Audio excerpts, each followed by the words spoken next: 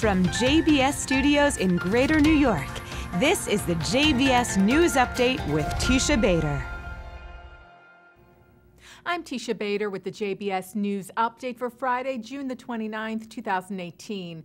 Israel sent tons of humanitarian aid to the Syrian Golan Heights overnight last night to help Syrian refugees.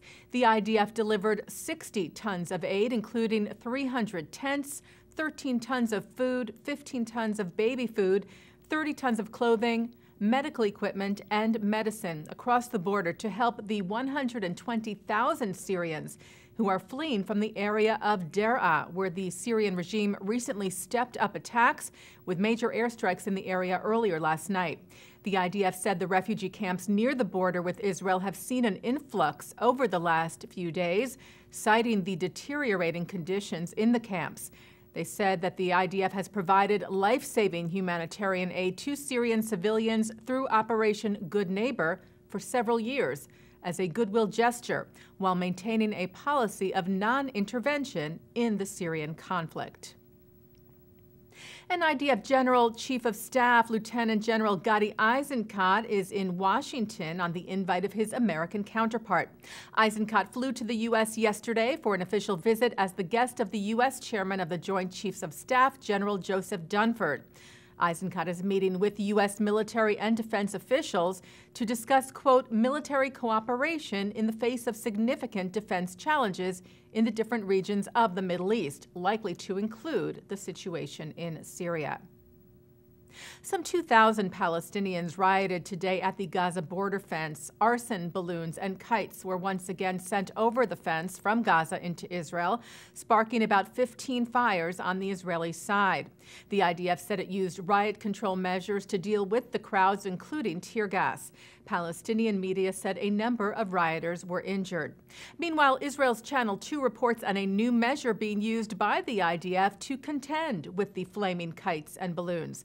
The Sky Spotter system was designed to deal with drones, but the report said it has been deployed near the Gaza fence to pinpoint and track the incendiary devices with the ability to neutralize them. A Jewish journalist was among the 5 victims of the shooting yesterday in Annapolis, Maryland. Editorial page editor Gerald Fishman was gunned down yesterday along with 4 of his colleagues in the newsroom of the Capital Gazette paper, where he had worked for 26 years. He was 61. Jewish science fiction writer Harlan Ellison has died. Ellison was a prolific, influential, and outspoken writer who famously contributed to television series like Star Trek and The Outer Limits, also known for his hundreds of short stories and screenplays, comic book scripts, and novellas. He was 84. Well, another Spanish city is boycotting Israel. The Israel advocacy group in Madrid, ACOM, said that the City Council of Sagunto passed a motion on Tuesday declaring itself part of the boycott, divestment, and sanctions campaign against Israel, calling itself, quote, an Israeli apartheid-free space. Last week, as we reported to you, the City Council of nearby Valencia made a similar declaration. At the same time, the High Court of Justice in the city of Asturias ruled that boycotting Israel was unconstitutional.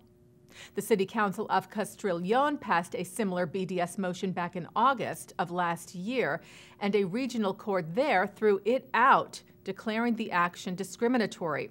ACOM, together with the Lawfare Project, have been fighting dozens of BDS votes against Israel in Spain and are continuing their efforts. French Jewish politician and icon of women's rights, Simone Veil, is receiving a rare honor in her native France. Veil, as a young girl, survived Auschwitz and Bergen-Belsen. She served at France's Justice Ministry as France's Minister of Health and was the first elected president of the European Parliament. Veil died last year at the age of 89 and was buried with a national funeral at Montparnasse. She will be reburied at the Pantheon in Paris this Sunday, a secular mausoleum reserved for distinguished French citizens. And taking a look now at our programming for tonight on JBS for Friday, June the 29th, live Shabbat services are coming up at 6 o'clock from New York City's Central Synagogue, followed by jazz musician David Krakauer in concert. At 8 o'clock, Mel Brooks, who yesterday celebrated his 92nd birthday, is featured at the 92nd Street Y. Then at 9 tonight, a vivid look at the way in which Palestinian children become suicide bombers in the film The Making of a Martyr. Then at 10 tonight, we hear from son of Hamas leader turned Israeli agent Mossab Hassan Youssef. And at 10:30, it's Musica. And coming up right after this newscast tonight at 5:30, a look at this week's Torah portion. And that's the JBS News Update for Friday, June the 29th, 2018. I'm Teisha Bader. Shabbat Shalom.